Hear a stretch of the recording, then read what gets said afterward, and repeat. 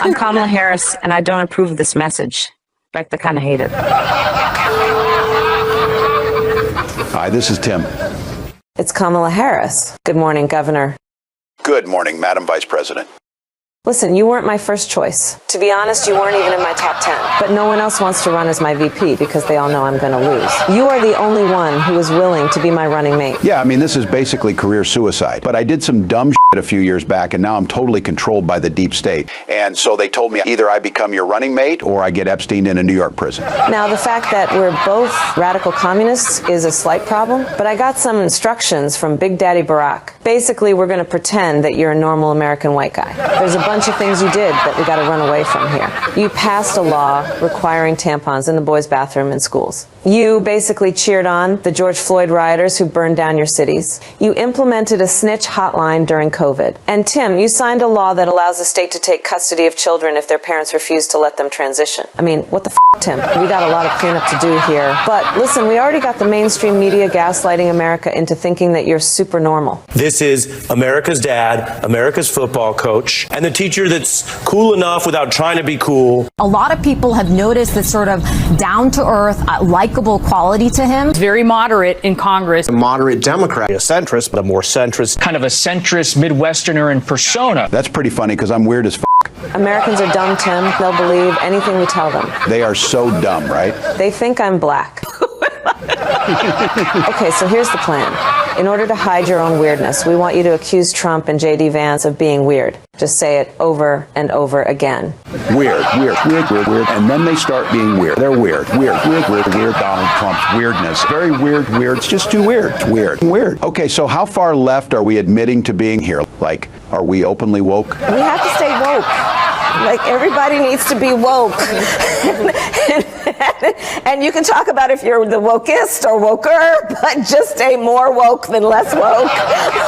Yeah. No, we're flip-flopping on everything right now. We want to keep the voters confused. You know when your GPS suddenly starts rerouting inexplicably and you have no idea where you're going and you're afraid your GPS might just drive you off a cliff? We're exactly like that. What do we say if reporters ask us about policy stuff? Oh, we're not taking questions from reporters, Tim. We're not prepared for that. But if you do find yourself in a tricky spot with a reporter, just cackle. Cackle. Yeah, cackle. You're considered the most liberal United States senator. Somebody said that, and it actually was Mike Pence on the debate stage. But yeah. And is that a socialist or progressive perspective? No. What do you want to know? Wow, that's horrifying. Exactly. It's horrifying, but distracting. Okay, so Tim, tell me, your radical left political views, are those real? Oh, no, of course not. No, honestly, I will have whatever political views you pay me to have. I love it, Tim. You're like the white male version of me. You're right. No one voted for me either. Hey, Kamala, let's see what can be unburdened by what has been. All right, buddy. I'll see you soon. Take care. Bye. Hey. Okay then, live from Times Square, it's that kind of show. Somewhere in the bowels of the city that never sleeps, Kevin McCullough, radio host with Salem Media, is a man also not sleeping. Syndicated radio talk show host Kevin McCullough. And that guy would like a word with you. Many of you know him as Hoaxstradamus. Of course that Kevin show is going to be great. The only thing that could be greater, of course, would be that Donald show. We don't have that, so we have that Kevin show. Featuring the music of Dick Tunney and the Dream in Color Orchestra.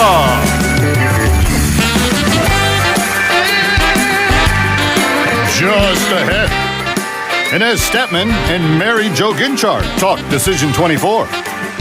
Sketch comedy from Mr. Reagan, Not a Parody, and the Holderness Family.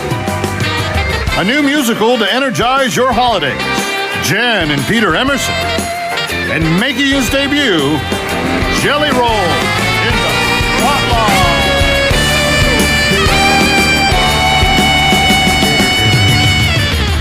And now, from Times Square, the man who Kamala Harris would have preferred to leave as the nanny so that she and Doug could attend the Al Smith dinner. Here's the...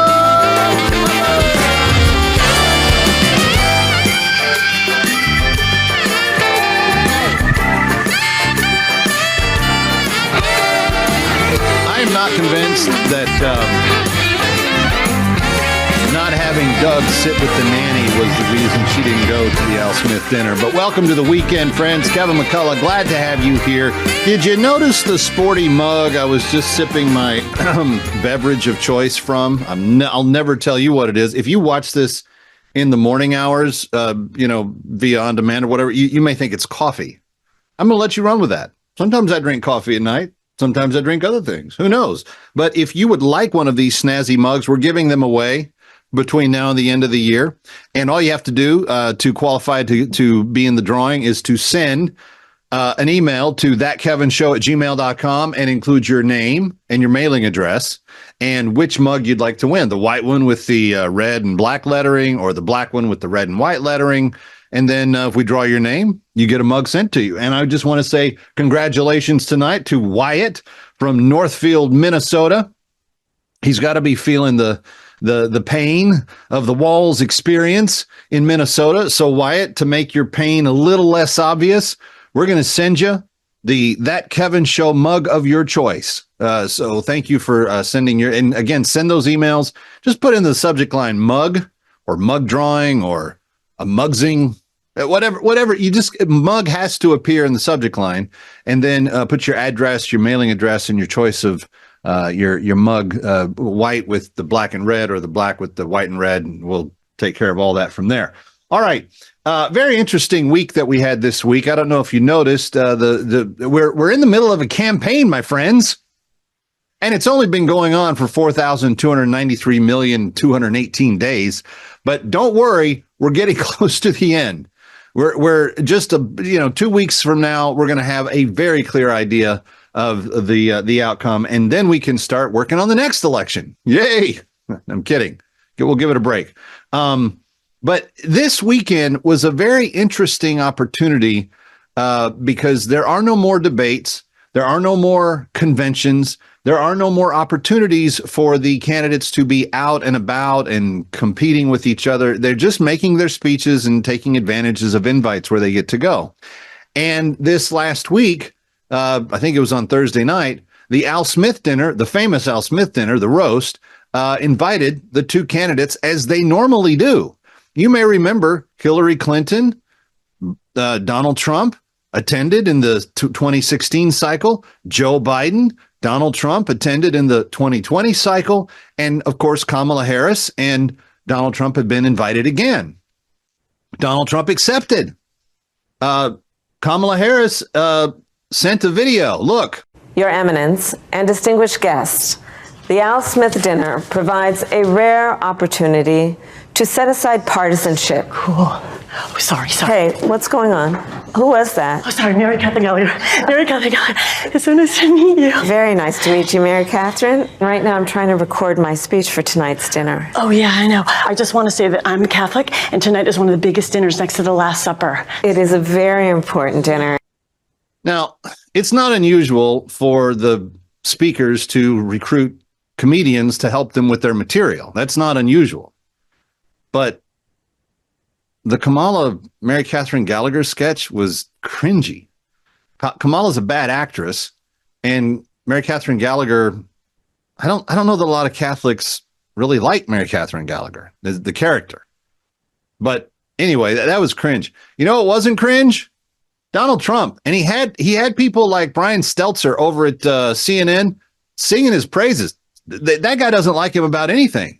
But he said Trump was really funny. We put the 5 best things he had here. Take a look at this.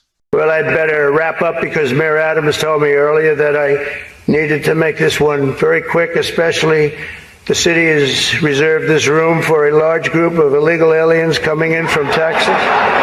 There's a group called White Dudes for Harris. Have you seen this? White Dudes for Harris. Anybody know? Are some of you here? White Dudes for Harris? Doesn't sound like it. But I'm not worried about them at all because their wives and their wives' lovers are all voting for me.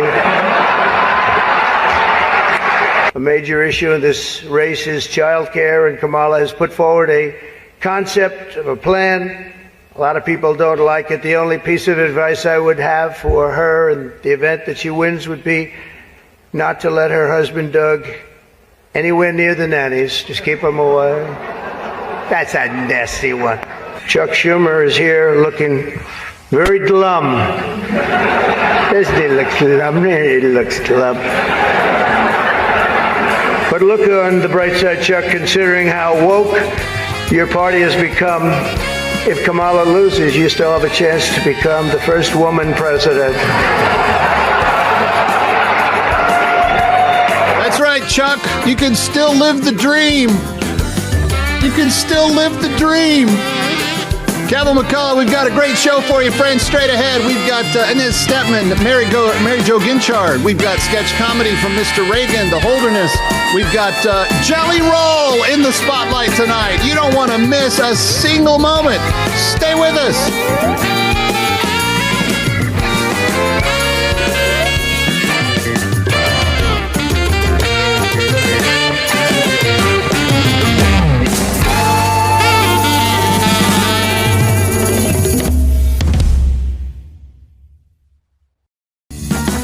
From New York, it's That Kevin Show. See, I knew it.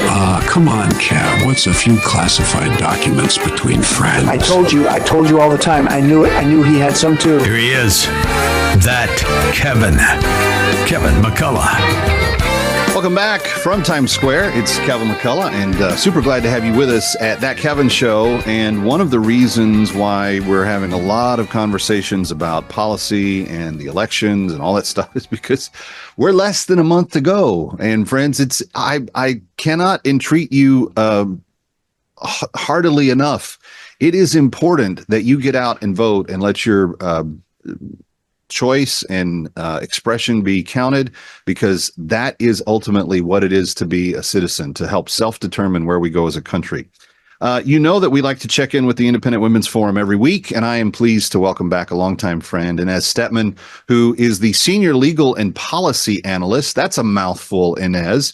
But basically, you're like watchdogging things that are coming to legislatures federally and locally and everywhere else, trying to help women be aware of what people are putting forward. Is that a safe summary of your job? In part, yeah. But in this case, we're looking at a constitutional proposal in New York State. And I really think it's just if it's discussed at all, it's being discussed in such a misleading way that it amounts to really trying to dupe voters. Well, here's the thing. And you start out with a good point. I'm in the New York market. I cover issues that relate to family and public policy and, the welfare of our country. Until I exchanged texts with you just a couple of weeks ago, I had never even heard about this amendment. So walk us through what they're doing and what it would mean to the state of New York. Yeah, so this is something called Proposal 1. As I said, it's a state constitutional amendment, meaning it would override the legislature, right? So, and it's being sold to the extent, like you said, I haven't gotten any advertising about this as a voter. I mean, living in the city, I haven't heard anything about it as a voter. I only know about it because I'm following it for work. It has gotten really not a lot of coverage, and to the extent that it's gotten any coverage, it's been framed as an issue about abortion, right? And the reality is, of course, that New York is a liberal state, and we have very liberal abortion laws already in the United States. And this, only a very small piece of this amendment has anything to do with abortion. It goes much further in other areas. And those other areas are that it essentially redefines sex in the state. Right? It grants very, very broad, quote unquote, rights on the basis of gender identity, meaning men will have the right to go into all kinds of women's spaces, right? We're talking about sports teams and bathrooms and locker rooms in K-12 and New York universities. We're talking about prisons, which is a thing that has been going back and forth in New York about transferring men, oftentimes with sex crime records, because they say they're a woman. A lot of them have no history of identifying as a woman, right? No surgery nor hormones, but actually transferring them into women's prisons and locking them up alongside women, right? So this amendment is extremely radical. It also affects parental rights in the schools with regard to things like gender ideology and parents' right to know what their kids are identifying as at school. So this is a really, really radical amendment where even in liberal New York, I mean, I know, Kevin, you and I are in New York. We know we're in the minority as conservatives, right? Right. But this is not something that the voters of New York would accept if it were actually, presented to them as what it's doing. And that's why they're selling it as an abortion only. I think very radical. I think you are completely 1000% correct on this. And it sounds to me, my audience is probably one of the only audiences in the country that really is kind of educated on everything that you were talking about in terms of general principles, because we've had IWF on, and of course, Kelsey's great work with all of her films. But it sounds to me like this constitutional amendment for the New York State Constitution would basically codify every single one of the worst things that we've discussed on this show over the last year. And I don't think New Yorkers on the whole, you just walk down the street of Albany, Rochester, New York City, I don't think New Yorkers on a whole think that men should be in girls' bathrooms. I don't think that normal people think that a man should be housed in a prison cell with a woman who's probably bigger than her, who's probably stronger than her, and will be locked in. Talking about an invasion of privacy, talk about the kind of disrespect for women's safety. And as we've been preached at for years from the people that are supposed self-proclaimed feminists, that the reason Title IX, the reason that they even made arguments for the ERA and other things, is because men were given more favorable treatment than women in the lot of life across America. This seems to be a complete reversal back to that, but not just in life in general, in the most sacred and what should be the safest places that women can inhabit. Right. There's just a total lack of acknowledgement that there are any biological differences between men and women, and that those differences might actually matter, and particularly in the situations you're pointing to. Right. Those biological differences might be irrelevant when it comes to like who's a journalist or some of these white collar situations, but it's very relevant if you're in close quarters in an incarcerated situation, sharing showers, sharing, 8 by 10 foot cells with men who are not only physically stronger, often have sex crime records, right? This is the most obvious and common sense kind of threat to women's safety. And just to back up what you're saying about even, sort of liberal New Yorkers, and not wanting to go this far. I mean, we know when we poll these kinds of questions on prisons, on sports, right, you get a majority even of moderates and Democrats who say, no, this is not right. It's not right to put a man in the women's locker room. It's not right to run boys in the girls' track team, a boy who's the cutoff for his own. This is 80-95% agreement across the political spectrum. This is something where we have agreement between the left and the right. And again, that's why they're selling this proposal one as something that it really isn't, right? They're trying to skate it by as though it's protections for abortion in New York. And it's way, way more than that. So part of your colleague Kelsey Bowler's work at the Independent Women's Forum has been to produce a number of documentaries that have touched on some of these issues. But the prison issue is the most recent one that she's done. And this would bring that California nightmare to New York. Friends, we have to stop this.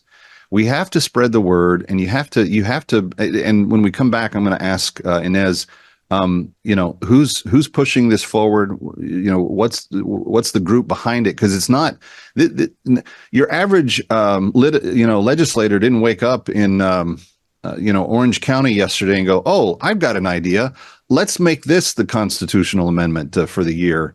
But the fact that they've been so quiet about it and they've said absolutely almost nothing in the media means that someone's trying to pull something over on us. And thankfully, the Independent Women's Forum and Inez and her team are speaking out.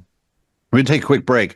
When we come back, we'll get into that. And is this a precursor to what a difference could be depending on which presidential candidate we end up electing? What's the policy records of the two campaigns? We'll delve into that a little bit.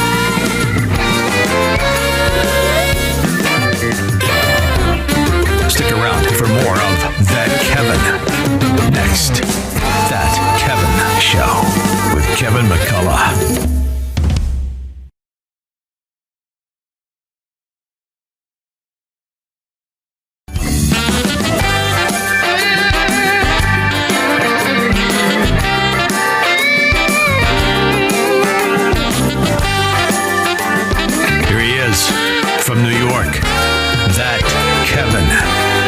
Kevin McCullough. Welcome back to Times Square. That Kevin Show. Glad you're with us. Have you gotten the swag?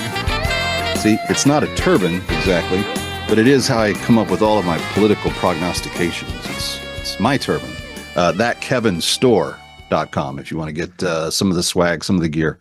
Inez Stepman is my guest, and she's been with us many times in the past, but glad to have her back.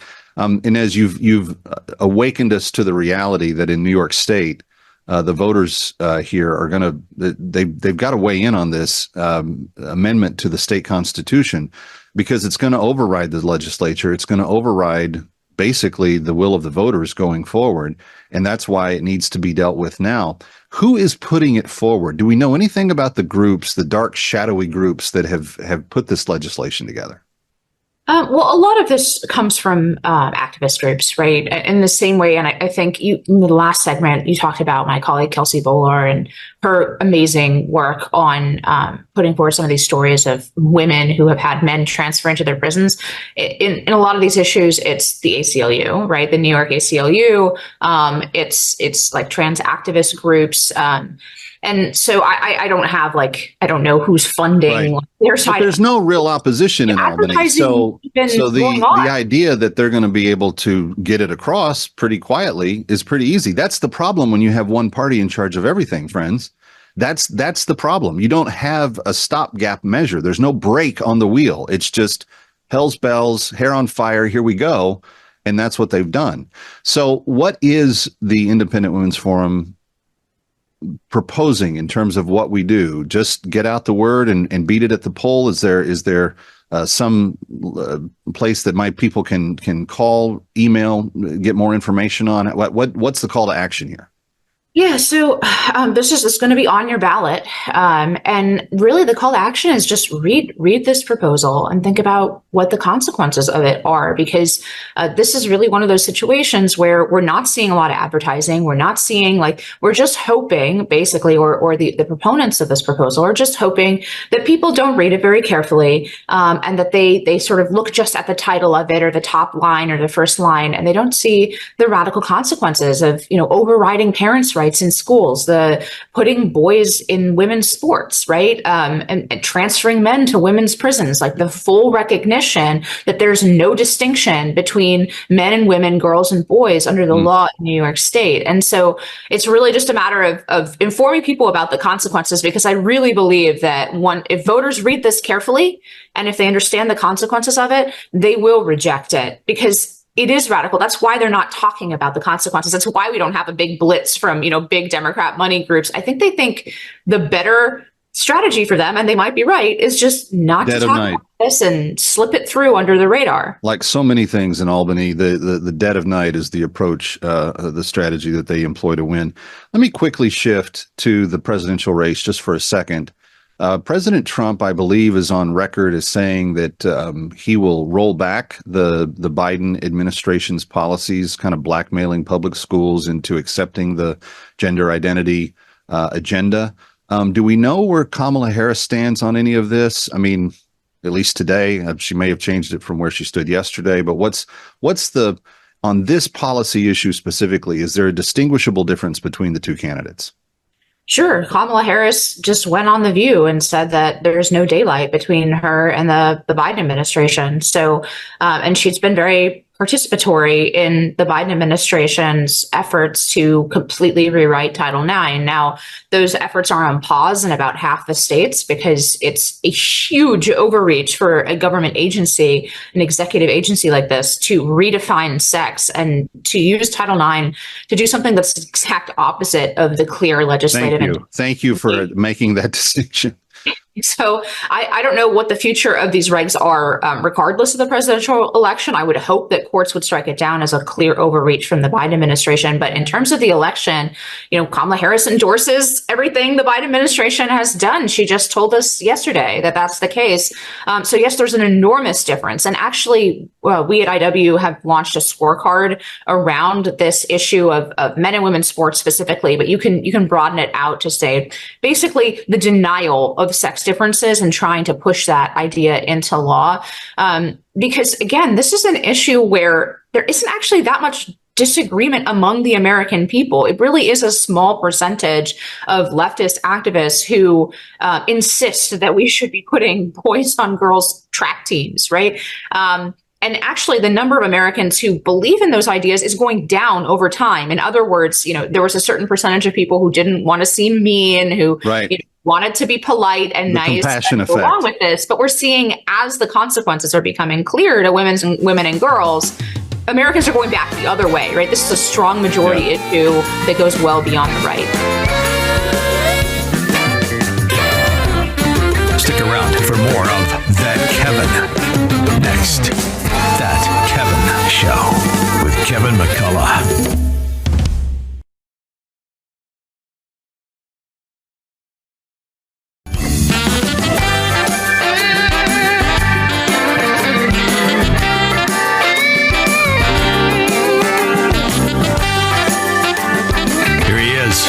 From New York, That Kevin McCullough. So glad to have you with us. Thank you for being here. Kevin McCullough on your weekend. I consider it a high privilege to have your company, friends. I do not take it for granted in any way whatsoever. And that's why I'm so grateful when people register to win a mug, or they pick up a phone and they call a legislator and they make a difference on an issue, or as you've been doing in rather remarkable ways in recent days, in helping us liberate the slaves that we have been working on liberating this year. Last week, I asked you if you would take this on as a Christmas challenge. We had a number of slaves that are still left for the year, names of women that are on the list that we have not yet reached. Our goal is 208 individual human slaves liberated from slavery. Our partner, Christian Solidarity International, on the ground in northern Sudan, where the tribal wars have gone on for years, but they have had a lot of success since the Civil War in bringing slaves home that the rest of the world didn't care about. The rest of the world kind of just shoved them off to the side and said, let's declare peace and make sure we get the win. But we're not really worried about the slaves, the girls that were taken into slavery. Well, Christian Solidarity International thinks differently about that, and they have been diligently working on that since the end of the Civil War. And I just want to say, last week, I kind of put it in front of you and said, here's the need going into that week. And we only have until the end of this calendar year to get this done. We still were 63 slaves away. Our family made their gift, and a couple of other people made a gift. And before the weekend was out, an additional 10 slaves had received their liberation. And it's going to be the most amazing Christmas gift for them this year, friends. I cannot express to you the deep gratitude in my heart. So that brings us to a grand total right now of 155 women whose lives we have radically changed. We have taken them from being persecuted, beaten, sworn at, sexually assaulted, physically assaulted in ways you can't even begin to imagine. They practice a thing called female genital mutilation in northern Sudan, in the Muslim areas. And when you own a person as a piece of property, they take it upon themselves to remove the ability for you to sense anything of pleasure during the sexual act. And that way, then the slave masters can rape them as much as they want to and kind of have, consequence-free lives from it. It's pathetic, disgusting stuff. And yet, when we liberate one woman from that situation, she never goes back to it. So it is an amazing thing. It is a wonderful thing. And we have 53 of the 208 women left on the list that we started the year trying to liberate. And I just want to put a challenge out to you right now. We have just received word that every slave we liberate tonight or this weekend. So if you're hearing this on a Saturday night or a Saturday morning or a Sunday night or a Sunday morning, whenever it is through the weekend, every slave that we liberate will be matched by another donor who is very, very concerned about the conditions of these slaves as well. And he wants to challenge us to step up. So my family and I are going to make another donation this weekend just so that we can enact that match. But it's going to be a slave for slave match. And here's how much it costs to liberate one human life. $250. That's it. That takes care of their not only their travel back to South Sudan into safety, where they won't be taken captive and that sort of thing again. If they escape in northern Sudan and the slave master catches them, then they're required to go back. If they make it to South Sudan, where they're from, their home, nobody can bother them there. And this is the amazing thing: the $250 that you give in liberation of a woman is going to give her everything she needs to start her life. It's going to give her a year's worth of food. It's going to give her some items for clothing and for cover. It's going to give her some items to protect her from the weather, tarps and blankets and other things for when it's hot or cold, etc. It's going to give her a year's worth of food, a year's worth of grain to plant the following year's worth of food. It's going to give her utensils to garden, cook, clean, and fish with. And in addition to that, it's going to give her a she-goat that she can use to draw milk. She can use to make cheese. She can use to breed and have additional she-goats and sell those and have a micro-enterprise business for her family. It's going to deliver all of those things in her favor when you step up. And as soon as you give your gift, that next name comes off the list. So as the McCulloughs did last week, we do it by credit card. The minute that gift is processed, that woman is automatically spoken for. And we have another liberation where we're going to go and bring them all back across the line in just a matter of weeks. There's always one just around the corner. But friends, what a better way to usher in the holiday season of Thanksgiving and Christmas than to liberate Christian women from Muslim oppressors who have done nothing but enslave them and treat them horribly. Bring them home for Christmas, give them gifts that they are not expecting. They will be so immensely grateful. They will be brought to tears. They will be joyously crying and dancing and shouting and all the rest of it.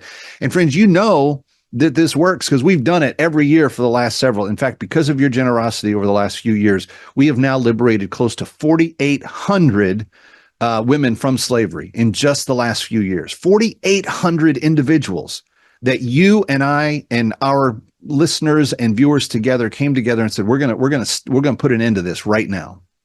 Here's the phone number, 888-342-1010. If you just want to give your gift online and get it done quickly, just go to bringherhome.org. Bringherhome.org. Bring her, the slave, home to South Sudan.org. Bringherhome.org. Bringherhome.org. Or if you want to talk to a real person, we've got one of those standing by. You can dial 888-342-1010. 888-342-1010. But 155 lives have been changed, transformed, liberated, brought to freedom because of your generosity. And we just have these 53 women to go. I don't want to leave a single one of them behind, friends. Let's get this done so that they all know that they're going home for Christmas this year. So that every last one of them on the list has the confidence, I'm going home. And sometimes, friends, they don't have family to go home to. But the nice thing about Christian Solidarity is that they're already working with the churches and the towns where the girls will go. And even if they can't find family members, they will get to stay with former slaves. And there's a community that helps supports them and keeps them going. 888-342-1010 or bringherhome.org. Stick around for more of That Kevin. Next, That Kevin Show with Kevin McCullough. Hey there, it's your favorite, number 45, soon to be 47, and I approve this message. I'm Kamala Harris, and this is my rebranding. I get it. Until now, Americans have seen me as that childless Karen that always has too many drinks at the cocktail party, and you don't have the heart to tell my husband Doug that he's a whipped beta male married to an insufferable witch. Look, I get it. I'm unlikable. I'm inauthentic. I say crazy. It is time for us to do what we have been doing, and that time is every day. When we talk about the children of the community, they are the children of the community. You need to get to go and need to be able to get where you need to go to do the work and get home. And yes, okay, I was the border czar. And so even though I might have been a bad vice president, what I do have is ambition. You would not believe what I would do for this country. Oh, who am I kidding? If you vote for me, you're as cringe as Chuck Schumer. We are here today to throw our support behind Vice President Kamala Harris.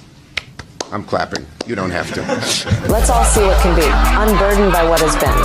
And by what has been, I mean the Biden-Harris administration. Vote Trump 2024. Let's make America great again. Don't forget to vote. And live from Times Square, it's That Kevin Show. Somewhere in the bowels of the city that never sleeps, Kevin McCullough, radio host with Salem Media, is a man also not sleeping. Syndicated radio talk show host Kevin McCullough. And that guy would like a word with you. Many of you know him as Vostradamus. Of course, That Kevin Show is going to be great. The only thing that could be greater, of course, would be That Donald Show. We don't have that, so we have That Kevin Show. Featuring the music of Dick Tunney and the Dream in Color Orchestra.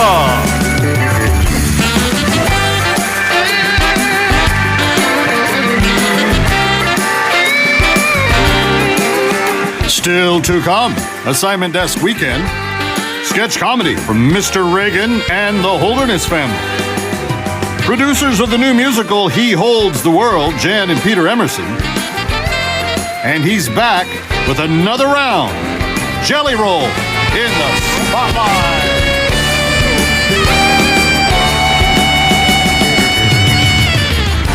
Now live from Times Square, a man who seems unconcerned as to whether or not he's made a certain candidate naughty or nicely. Here's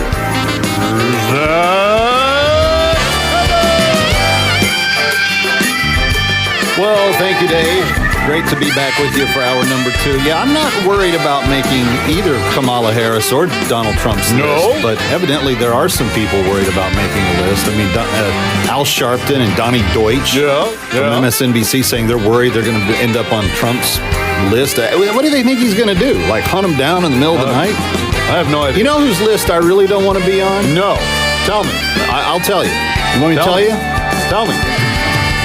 Because there's lots of lists that you could be considered for. Sometimes being on a list is a good thing. But there's definitively a list I would not want any part of. You know what it is? Yeah, what? Yeah, Emhoff's nanny list. All right, let's get to the news.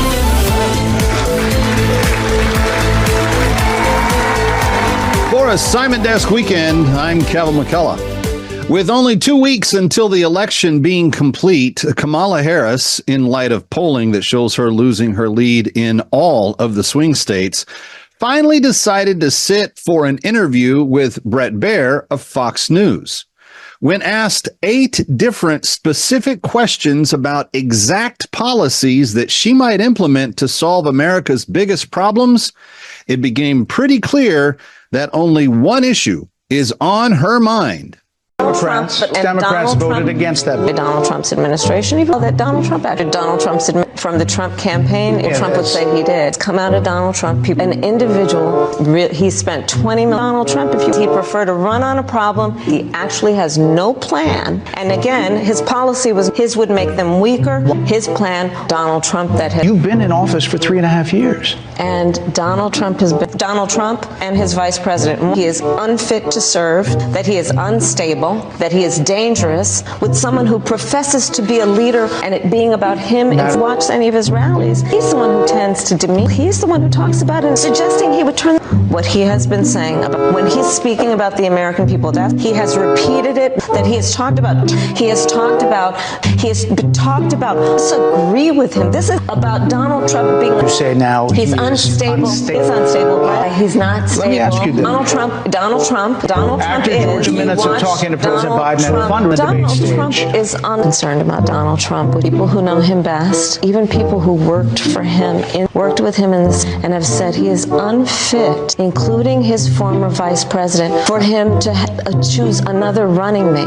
Let's go back to Donald Trump. Donald Trump's administration, that Donald Trump dismissed them, not to mention how Donald Trump had. They're giving me a hard round. Well, I thank you for the time. I thank you for the time. It's good to meet you. Thank you very much. Thank you. In just under 40 minutes of interviewing, she mentioned Trump 57 times.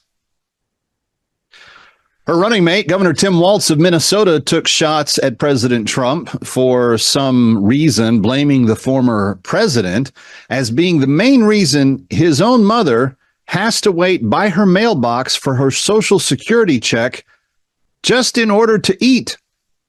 Assignment Desk Weekend did not get a reply when we inquired as to why the governor, who is himself a millionaire, cannot help his evidently deeply impoverished mom. The British are coming. The UK's Labour Party has announced they will send members of their party to the US to descend upon communities to help Kamala Harris get elected. Thus far, no one at the Department of Justice has responded to Assignment Desk Weekend's inquiry. Isn't it interference in an election when a foreign power sends people to mess with American votes? And finally, actress Denise Richards this week appeared at Comic-Con and answered fans' questions about her career. She commented that when she was passed over for the film Showgirls in favor of Elizabeth Berkley years ago, she was disappointed at the time, but now deems it a blessing to have not had to traffic in such trash. She ended her reception by then passing out free weekend passes to those in attendance to her OnlyFans page. For Assignment Desk Weekend, I'm Kevin McCullough.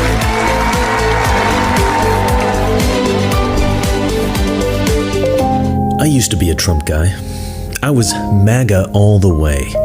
But then Kamala started to make a lot of sense. Under a Harris administration, what would the major changes be and what would stay the same? Sure. Well, I mean, I'm obviously not Joe Biden, but also I'm not Donald Trump. I realized for the first time that Kamala was right. She's not Joe Biden. And she's also not Trump. So I started to pay attention a little more. And the more I listened, the more I liked.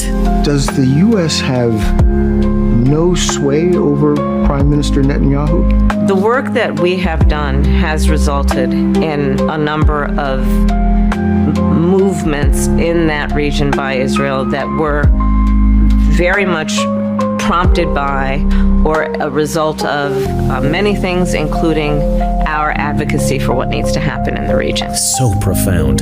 Kamala will say absolutely nothing, but she will express this nothingness as if it is the most profound thing anyone has ever said. And that, I think, is what it truly means to sound presidential. It is time for us to do what we have been doing, and that time is every day. Every day it is time for us to agree. It's time to do what we've been doing, and that time is every day. Wow. But what really sold me on the genius of Kamala is how brilliantly she dodges questions that she doesn't like. Do you believe Americans are better off than they were 4 years ago? So I was raised as a middle-class kid. Wow. Kamala has a truly astonishing way of expressing herself. That's on top of everything else that we know and don't know yet, based on what we've just been able to see. And because we've seen it or not doesn't mean it hasn't happened. So come on, guys, let's all be unburdened by what has been. Imagine, if you will, a world devoid of common sense, a world in which the nonsensical ramblings of an inarticulate moron are actually convincing, a world in which men vote for Kamala Harris. If you find yourself in such a world, take a moment to look around. You may have just wandered into the Twilight Zone. We're feeling down, but then I stroll. Not too hot, not too cold. I'm just right, like the porridge was for Goldilocks. I show up every year just around the vernal equinox. I'm dressed entirely in flannel apparel. I smell like the gift shop inside a Cracker Barrel. Check my cologne, it's too much for you to handle. It's cinnamon, apple cider, pumpkin, and scented candle. It's way too soon, but let's have a conversation about your plans for this year's Christmas decorations. It's 3 months away, but that don't bother me, 'cause I'm your fall fantasy. Girl, fall is there for you. Girl, gonna make your dreams come true. Girl, I'm all that you want me to be. Girl, your fall fantasy.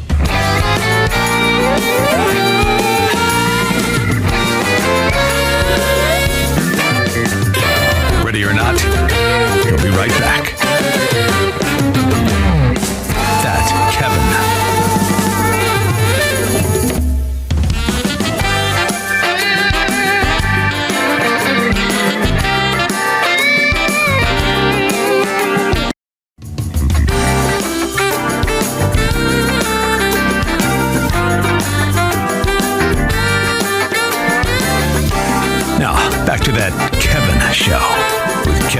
McCullough. Welcome back to Times Square. It's That Kevin Show, and we are counting the days down till we hit that November 5th election day. Early voting started in many places across the country. You have heard me saying it every day for the last several weeks.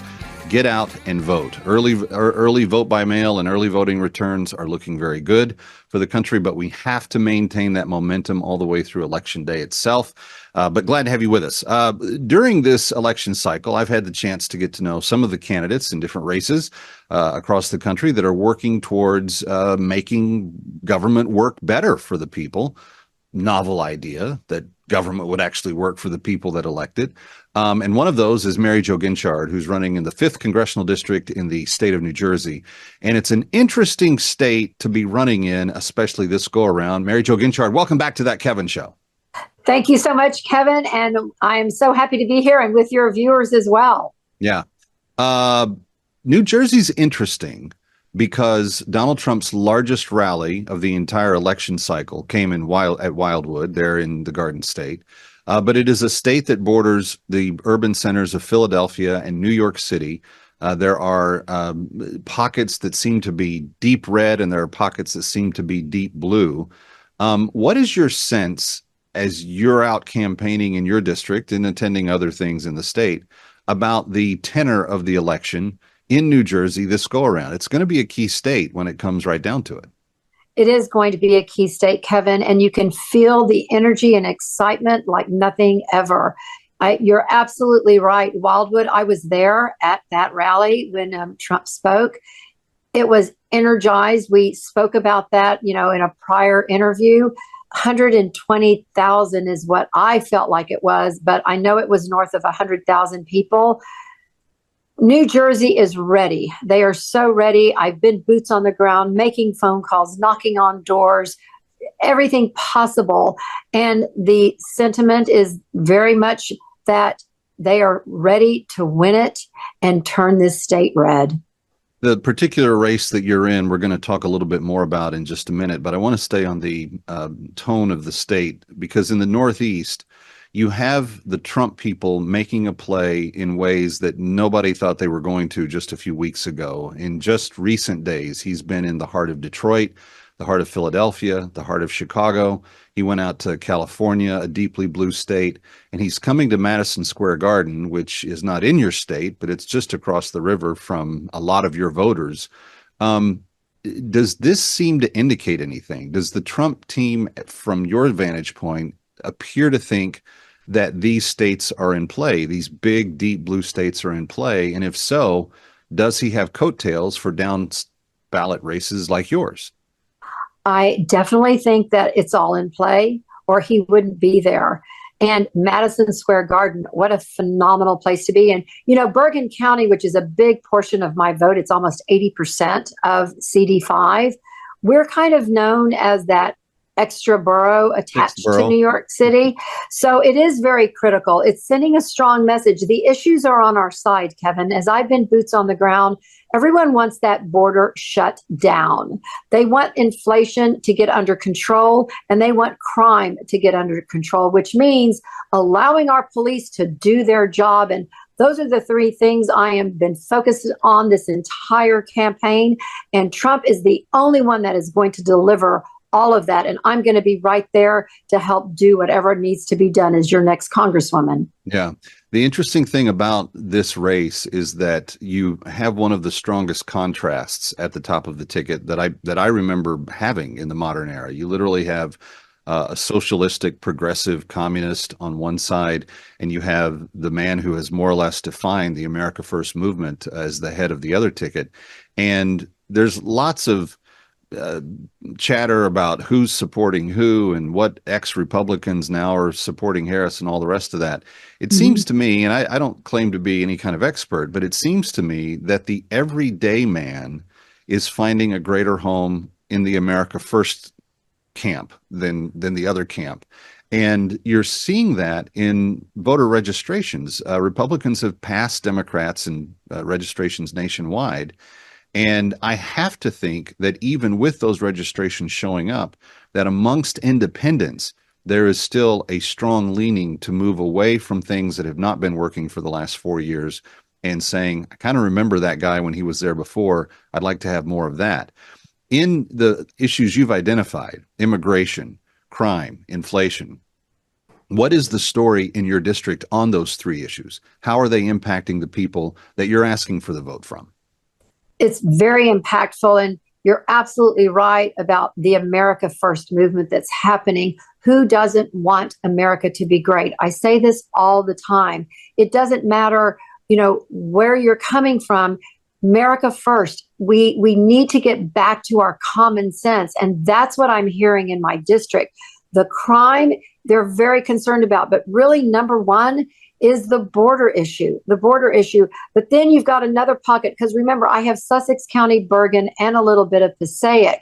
So we're also hearing about the inflation, being able to make those decisions, those hard decisions of how much do I need to buy for groceries versus, putting the gas in the car to get to work. There's a very much of a anxiety and, the stress of it all right now. They just want to get back to where we were 4 years ago. We had very little crime, saying no crime at all. Those are big words, right? But the crime wasn't near what it was like it is today. Our borders were closed, and our inflation, everybody was being able to make their mortgage payments and put food on their table and gas in their cars. So this is the common sense that everyone is looking back at and going, no offense, but Kamala Harris, what has she done in 3.5 years? Right now, she's running for president, and she could shut that border down right now. I've been to the border more than she has. So that's where this district is coming from. Yeah. Well, she's trying to make the claim that it was all the fault of Donald Trump, and that somehow he put a magic whammy on everything, and she's not been able to do anything for 3.5 years because of him. Let's talk about, we're going to take break in a moment, but I want to talk about your race in particular, because the opponent that you're facing has ducked an opportunity to debate you twice. And just in speaking with some voters from your district in recent weeks that you weren't even aware of, I've had conversations with some of your constituents that have said that he is disserving the District 5 that you're representing. And this is kind of representative across the country in terms of what Democrats are doing with the districts that they serve. But in Mary Jo's case in New Jersey, it might be higher ambition that Josh Gottheimer has instead of just trying to focus on the job that he currently has. But if before we take this first break, if people want more information, if they want to send you some money to help in the final days, and hard money goes a long way in actual campaigns. In fact, it goes further than soft money does. So Mary Jo could very much use that. But where do they go for more information about what you stand for and how to get involved? It's really simple. It's maryjoforcongress.com, and you spell it out. It's MaryJofor Congress.com. We're in the last 19 days, as you've stated. That will be very helpful for donations to come through to let us do that final push to get to the finish line.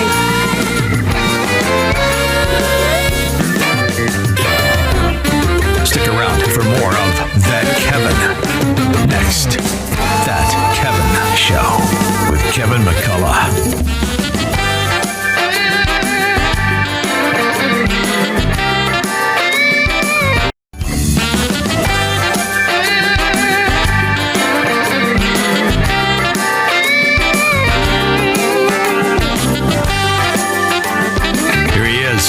From New York, That Kevin McCullough. Where Kevin McCullough, we are counting down the days, and I will be with you on election night. They've given me the very advantageous hours of 3 to 5 a.m. on the East Coast to anchor, but we will. Who knows? I mean, some of those states coming down the stretch, we might be getting returns and actually solidifying the results from the night. I kind of hope and wish that it's over a lot earlier, but we'll wait and see. But you can check me out on Salem News Channel. Election night, we'll be providing that coverage. Mary Jo Guinchard is back with me. She's running for the 5th Congressional District in New Jersey, a now multi-term seat held by Democrat Josh Gottheimer, and before that, a long-term Republican seat held by Scott Garrett. And Mary Jo is trying to reverse that trend. Mary Jo, I was in your district this week, and I stopped in at one of the eateries that is well known there in your hometown, even. And I was talking to voters about, what their anticipation is for this election. And a lady by the name of Dawn told me her story that Gottheimer had denied her son a referral, and she's in his district, a referral for West Point for application. And one of the things that really helps you get accepted at West Point, and it's very, very advantageous, is to have your congressional member write that recommendation for you. I asked her what she thought it was. She was kind of, we don't really know. He had good grades. He didn't have perfect grades. The excuse that the Gottheimer office gave them is that he didn't have a 4.0, but I think it was 3.8 or something. I mean, smart kid. And when many of our military are now being recruited from post-drug rehab programs and other things, it's kind of disingenuous to say that a kid that's really buckled down and doing a good job wouldn't make a good West Point cadet. So I did a little investigation, and you and I have spoken off air before. This is kind of a trend. Turned out the lady's voter registration was Republican, and she feels like that may be the reason why her son was denied a referral letter from his congressman. What do you make of that? I think it's an absolute tragedy that he did not write that recommendation letter. Let West Point decide if his grades are high enough, right? If he has excellent grades and he's an outstanding student and he wants to fight for our country and he's a patriot, why would you not write that recommendation? And this is a pattern that is showing up in your district. This has happened with other yes, that happened. This is not the first time. Republicans. This is not the first time I've heard this story. I heard it in another county from a mom whose son was actually an Eagle Scout and wanted to go to West Point. Yeah, there's no military material in that kid. Right. And that was denied to write that student's recommendation. So at the end of the day, congressional members are necessary because they are the closest to the voters. The senators serve longer and they're a little bit more removed. They really represent the interest of the state as a whole, not just one district. But congressmen have always been, it's been the House of the people. It seems to me that a congressional member has a deep obligation to be in and amongst the people. You've talked about how you don't want to have a big desk, that instead you want to have a big conference room. Yes. In Washington, D.C. What is the theory behind that? The theory behind that is that everyone deserves to have a seat at my table and have that conversation. This is not an easy job, as we all know. You've got to roll up your sleeves and get the work done. And unfortunately, CD5 right now deserves better. We have a congressman, and my opponent, who is actually doing a ghost campaign for governor. That's where he wants to go. And he will be declaring days after this election is over in November. It is written all in the different forms of social media that has been released. They've actually called it a ghost campaign now. He is getting endorsements for his gubernatorial race from mayors and from state senate and as well from unions. That is absolutely not acceptable to your constituents. I am committed. I am in for the long term here. That's why I want this bigger conference room, as I call it. So anyone is welcome to come. I don't want to leave one stone unturned. Meaning if a Democrat from your district shows up in D.C. and says, I want to speak to the Congress lady, you're going to have a place for him to sit there and chat with. Absolutely. Absolutely. And I've been speaking with those constituents already, Kevin, already. And they know I'm in this. I'm in it to win it. I am a problem solver. I am a solution maker. And I am not going to just have only one side. I'm taking that political hat off and everyone is welcome at my table. That's how you come up with the best solutions, Kevin, is that everyone is welcome and you are willing to listen and go through everything together. Yeah. More listening out of Washington, D.C., particularly Congress. Wouldn't that be a novel idea? MaryJoForCongress.com. Stick around for more of That Kevin. Next, That Kevin Show with Kevin McCullough.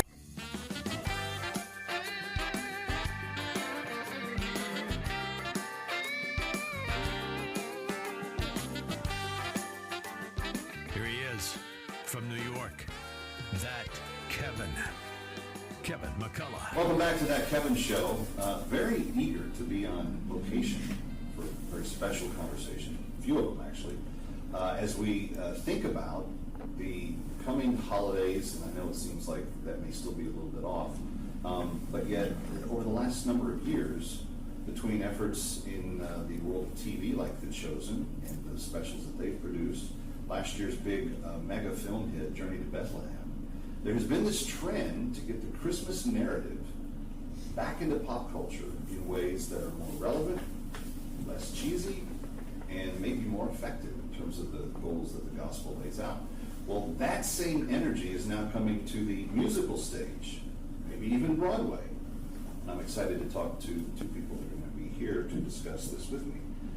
That's why I'd like to welcome Peter and Jennifer Emerson. Why this narrative and why this approach to this story? Yeah, that's a great question. So back in 2018, I took my daughter to go see the Trans-Siberian Orchestra perform. And if you know anything about them, they're fantastic, just really, really great.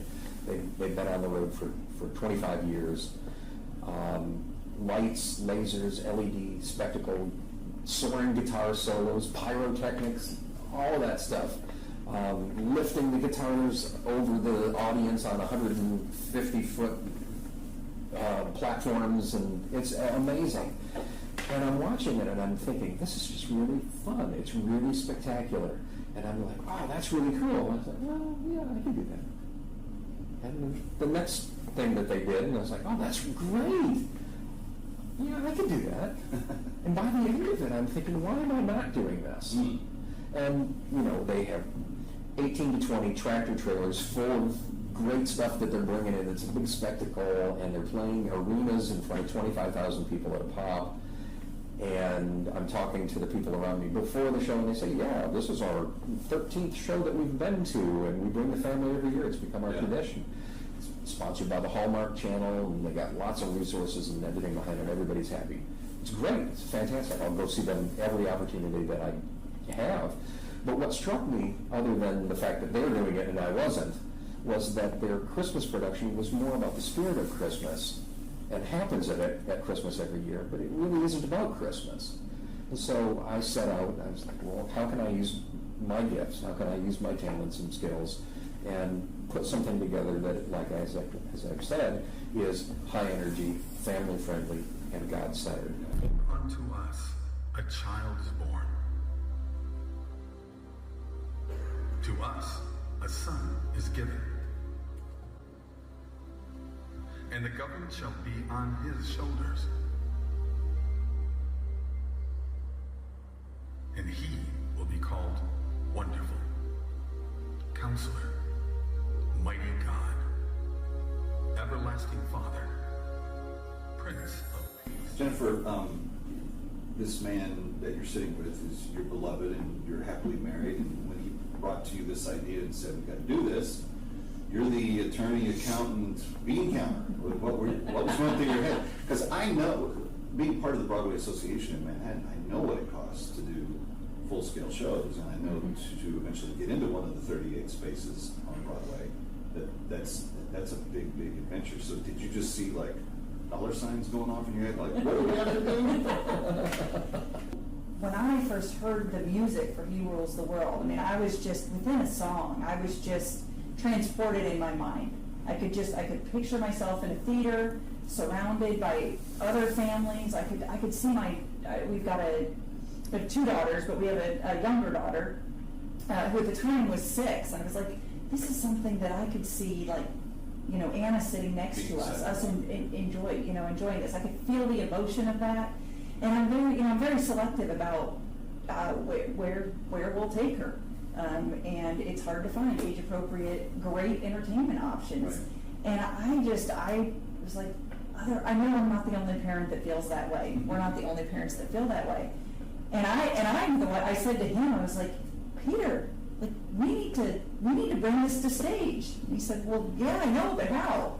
I said, well, I don't know, but we have to do it. Like, we have to figure it out. And I think that's where, you know, he's an incredible musician, creative, and as you said, I mean, I'm the lawyer, accountant, chief compliance officer type, very different set of skills, but very analytical, very methodical, and basically my job description for 20 years has been just figure out what the problem is and get it done. So at the end of the day, I think I kind of scared you with the first question about the Broadway thing, but is it not the idea to get this message to as many human beings as possible?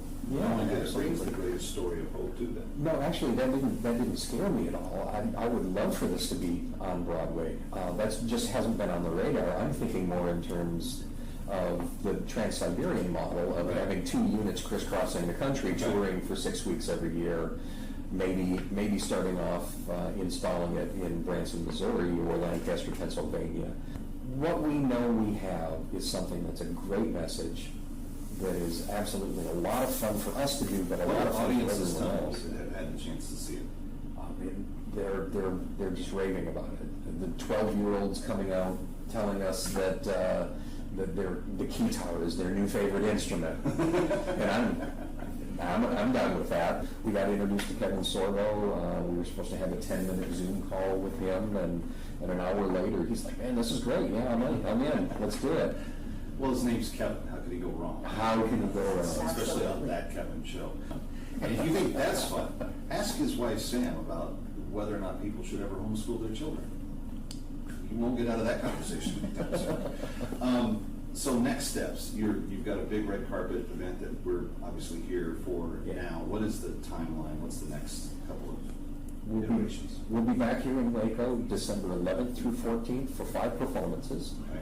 We're hoping to build on that, spread the word, and it's baby steps for us because we just need to get more eyes on the show and let people know that it's there, and God has opened the doors for us so far, and we're just going to keep relying on His time frame and His plan, and take the show wherever it goes. So if that's Broadway, we'll come and be on your show over there and sit with you. I love that you open your show with a live band. That's really fantastic. Those guys are great players. Well, we're very fortunate, and that's just some good relationships.